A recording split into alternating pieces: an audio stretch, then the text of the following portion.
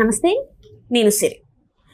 జగన్మోహన్ రెడ్డి గారి పైన అయితే వల్లభనేని వంశీ వైఫ్ అయితే ఫైర్ అయిపోయారు. మరి ఎందుకు ఈ ఫైర్ ఏంటనే అంశాన్ని మనకు వివరించడానికి మనతో పాటు ఉన్నారు ప్రముఖ సీనియర్ జర్నలిస్ట్ దుర్గా కుమార్ గారు. నమస్కారం సార్. నమస్తే అమ్మా సిరి, మన వీక్షకులు. సార్, ఇప్పుడు చూస్తుంటే మనం వల్లభనేని గారి అరెస్ట్ని అయితే చూసాము. అయితే ఈ అరెస్ట్ని అక్రమ అరెస్ట్ అని చెప్పేసి అయితే చాలా మంది మాట్లాడుతున్నారు. అందులో కూడా ఇప్పుడు ఎవరైతే వల్లభనేని వంశీ వైఫ్ ఉన్నారో పంకజశ్రీ, తను కూడా జగన్మోహన్ రెడ్డి గారి మీద ఫైర్ అవుతున్నారంటే ఏంటి, అసలు ఏం జరిగిందంటారు? ఫైర్ అవటం అంటే ఆమె ప్రత్యక్షంగా ఫైర్ అవ్వలేదు, కానీ పరోక్షంగా ఒక గట్టి సందేశం అయితే వైఎస్ఆర్సీపీ కార్యకర్తలకి నాయకులకి మాత్రం పరోక్షంగా ఇచ్చింది. ఎలా ఇచ్చిందంటే, నా హస్బెండ్ కేవలం జగన్మోహన్ రెడ్డి గారి ముఖంలో ఆనందం కోసం అనరాని మాటలు, కొన్ని అసందర్భపు మాటలు మాట్లాడాడు. కానీ ఇవాళ తీరా నా భర్తకి కష్టం వచ్చే నాటికి పార్టీ తగిన విధంగా ప్రతిస్పందించలేదు. దీనికి కారణం పార్టీ అధిష్టానం ఒక ఆదేశం ఇవ్వబట్టే ఎవరు కూడా రాలేదు. పోలీస్ స్టేషన్కి వైఎస్ఆర్సీపీ కార్యకర్తలు వచ్చి కనుక కొంత ప్రదర్శన చేస్తుండా, కనీసం అక్కడ ఉంటే కొంత నాకు నైతికంగా ఒక ధైర్యం ఉండేదన్న విషయం చెప్పింది. గతంలో నేను ఎప్పుడు కూడా ఇలా బయటికి వచ్చిన మనిషిని కాదు అని కూడా చెప్పింది. అది కనబడతానే ఉంది. నిజమే, ఆమె ఎప్పుడు రాలేదు. కానీ ఆమెకి రాజకీయ పరిజ్ఞానం, తర్వాత విద్యకు సంబంధించిన అవగాహన, చట్టాలకు సంబంధించిన అవగాహన, వ్యవహారాలకు సంబంధించిన అవగాహన పూర్తిగా ఉందనేది మాత్రం మనకు అర్థమవుతుంది.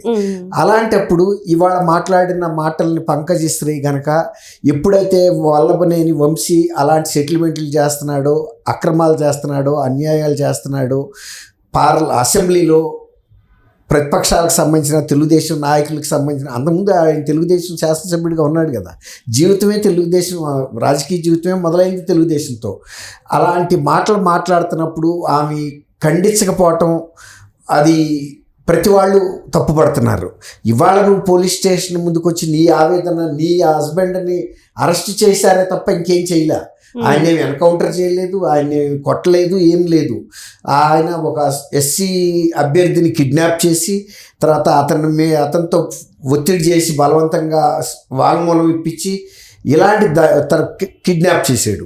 ఇలాంటివి చేసినప్పుడు మరి నువ్వు గతంలో ఇంత డబ్బులు సంపాదిస్తున్నప్పుడు అక్రమ మార్గాల ద్వారా ఆ రోజున ఏమండి మనకి ఈ అక్రమ మార్గాల ద్వారా అవసరమా అని అడగాలి కదా.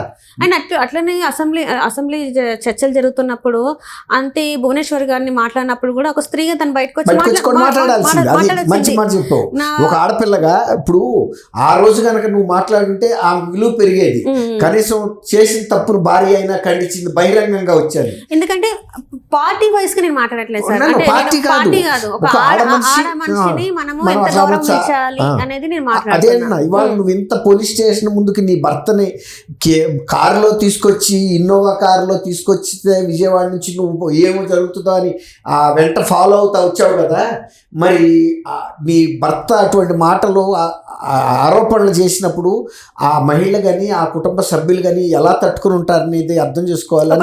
2 days అయినా తర్వాత మాట్లాడాల్సింది. అదే ఇప్పుడు ఆ వెంటనే ఆ మూమెంట్, ఆ ఫైర్ మూమెంట్ లో కాకపోయినా 2 రోజుల్లోనైనా నువ్వు తేరుకుని ఆలోచించి ఇది తప్పు అనే మాట మాట్లాడి ఉంటే ఇవాళ నీకు సానుభూతి వచ్చేది. ఇవాళ ప్రతి వాళ్ళు ఏం మాట్లాడుతున్నారు?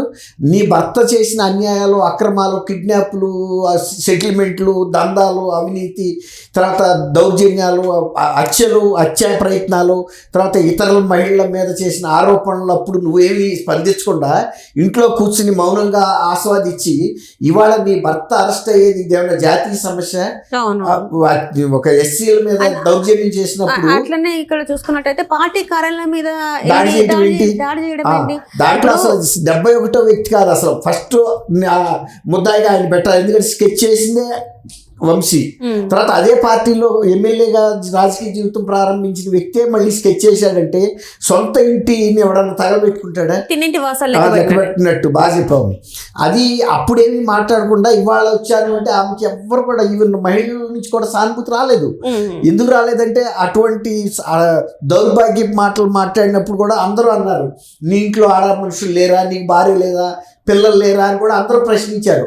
అప్పుడైనా ఆమె బయటికి రావాల్సింది, ఉన్నాను, నేను భార్యని, నేను ఖండిస్తున్నాను, నా భర్త తప్పు మాట్లాడినని మేము సహించే వ్యక్తులం కాదు, తప్పే ఎవరు చేసినా అని. ఇవాళ ఈ తప్పుని ఇతర పార్టీ మీద దొయ్యటం లేకపోతే అధిష్టానం పట్టించుకోవట్లేదంటే ఒక కరెంట్ షాక్ కొట్టిన వ్యక్తిని ఎవరైనా వెళ్ళి మనం పట్టుకోగలుగుతామా? ఎందుకంటే ఆ కరెంట్ షాక్ ఏదో వదిలిన తర్వాత పట్టుకోగలుగుతారు కానీ లేకపోతే ఆడు కూడా చచ్చిపోతారు. ఇప్పుడు జగన్మోహన్ రెడ్డి పార్టీయే సాగు బతుకుల మీద ఉంది, బెడ్ మీద ఆక్సిజన్ మీద ఉంది. ఇలాంటి పరిస్థితుల్లో ఒక దళిత యువకుడి మీద కిడ్నాప్ చేసిన కేసులో అరెస్ట్ చేస్తే ఖండించారనుకోండి, అంటే మీరు కూడా సమర్థిస్తున్నారా అన్నట్టు ఉంటుంది. ఇప్పటికే వైఎస్ఆర్సీపీ ప్రభుత్వం అన్ని వర్గాలకి దూరం అయింది. ఎందుకంటే అన్ని వర్గాల వాళ్ళని సతాయించింది, ఏది ఇచ్చింది, దాష్టికాలు చేసింది. మరీ ముఖ్యంగా ఎక్కువ కాలం దాష్టికాలు జరిగింది దళితుల మీదే. ఫస్ట్ కమ్మ సామాజిక వర్గంతో మొదలుపెట్టిన కమ్మ సామాజిక వర్గం వాళ్ళు ఎక్కడికక్కడ తప్పించుకెళ్ళిపోయారు. ఎందుకంటే ఇతనితో పడలేము, ఇక్కడ బతకలేమని వాళ్ళు ఇతర రాష్ట్రాలకు కూడా జరిగి వెళ్ళిపోయారు. కానీ దళితులు స్క్వేర్గా దొరికారు. దొరికేటప్పటికి అనేక మంది మీద దౌర్జన్యం జరిగింది. దళిత జేఏసీ నాయకులు నాకు చాలామంది స్నేహితులు ఉన్నారు. వాళ్ళ బాలకోటయ్య గారు కానీ వీళ్ళందరూ కూడా ఏమీ చెప్పలేకపోయారు. అట్లా అని ప్రభుత్వాన్ని ఒప్పించి ఆపించలేకపోయారు దాష్టికాలని. ఇప్పుడు వంశీ కూడా చేసిన దాష్టికము ఆ రోజు భువనేశ్వర్ గారిని మాట్లాడిన మాటల మూలన ఇవాళ వైఎస్ఆర్సీపీ నాయకులకు కూడా అర్థమైంది. ఇవన్నీ మనం ఆ రోజు తప్పు చేసాము సమర్థించి వాటన్నిటికీ మూల్యం చెల్లించామని. ఇప్పుడు మళ్ళీ ఇదే తప్పును కనుక సమర్థిస్తే ఆఖరికి ఏదో తప్పక ఈయన ట్విట్టర్లో పెట్టాడు ఎవరు జగన్మోహన్ రెడ్డి, అది ఏదో నామమాత్రంకే తప్ప వాళ్ళకి నిజానికి ఇవాళ ఎక్కువ మంది సంతోషిస్తుంది కూడా వైఎస్ఆర్సీపీ కార్యకర్తలు. వంశీని అరెస్ట్ చాలా మంది కూడా చెప్పి నిన్న ఒక విశాఖ చెందిన మాజీ ఎమ్మెల్యే వైఎస్ఆర్సీపీ మాజీ ఎమ్మెల్యే చెప్పడం కూడా ఏంటంటే విజయసాయి రెడ్డితో పాటు ఇట్లా వల్లభనేని వంశీ వాళ్ళు ఇలాంటి వాళ్ళందరూ పార్టీకి దూరంగా, కొడాలి నాని ఇలాంటి వాళ్ళు పార్టీకి దూరంగా ఉంటేనే మంచిది, ఎందుకంటే వీళ్ళ వల్లనే ఈసారి మేము ఈ పరాజయంకి లోన్ అయ్యాము. నేను అదే చెప్తున్నా. ఇప్పుడు వైఎస్ఆర్సీపీ కార్యకర్తలు కూడా సంతోషిస్తున్నారు. ఎందుకంటే ఇట్లాంటి వీళ్ళ చర్యల వల్లనే పార్టీ పతనం అయింది. కాబట్టి ఇట్లాంటి వాళ్ళకి ఎంత తొందరగా వీళ్ళ మీద చర్యలు తీసుకుంటే కూడా మంచిదే అనే భావన సొంత పార్టీలోనే ఉన్నప్పుడు ఆమె వచ్చి ఇది అన్యాయం అక్రమం అంటే ఆమె చెప్తుందా?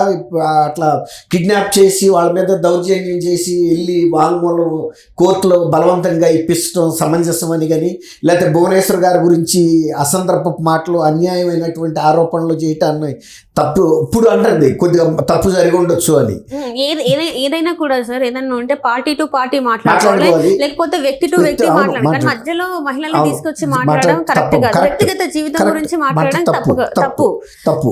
అదే అన్న ఇప్పుడు ఆమె ఏముంటదంటే ఒక రకంగా పరోక్షంగా ఇవాళ ఒక ఆమె ఇప్పటికే వైఎస్ఆర్సీపీ అధినేత జగన్మోహన్ రెడ్డి మీద కుటుంబ సభ్యులకి నమ్మకం లేదు, పార్టీ కేడర్కి లేదు, నాయకులకి లేదు, ప్రజలకి లేదు అనేది మొన్న తీర్పులోనే చెప్పేశారు.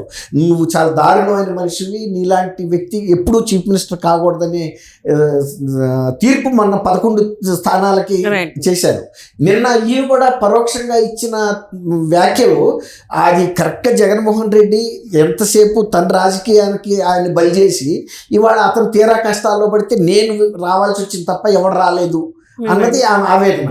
కానీ మూల్యం చెల్లించక తప్పదు. అతను నీ భర్త కాబట్టి, అతను తెచ్చిన ఫలితాలను నువ్వు ఆస్వాదించావు కాబట్టి ఇవాళ అతను చేసిన అన్యాయాలకు సంబంధించిన మూల్యాన్ని చెల్లించడం కోసమే నువ్వు ఆ రోజు పోలీస్ స్టేషన్ ముందుకి వెళ్ళాల్సి వచ్చింది. అప్పుడు చేసిన యాక్షన్స్ కి ఇప్పుడు రియాక్షన్స్ చేసుకోవాలి. Right sir, right. Thank you so much sir. Thank you అమ్మ సిరి, మన వీక్షకులు.